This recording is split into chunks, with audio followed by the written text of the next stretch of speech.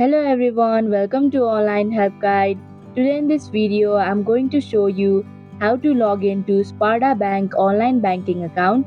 So without any further ado, let's get started. First of all, open up a web browser.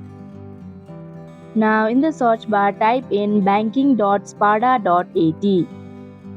Now in this login portal, you'll have to enter your usernname associated with your account. And if you have trouble remembering your username or password, then you can click on Forgot Username and Forgot Password links respectively. Then tap on Further button. And in the next page, you'll have to enter your password. Then follow through the prompts and fill in the information that is required in order to log in. And that is how you can log into Sparda Bank online banking account. Thank you for watching Online Help Guide. Hope this video was helpful. If it was, then hit the like button and comment down if you have any questions or feedback.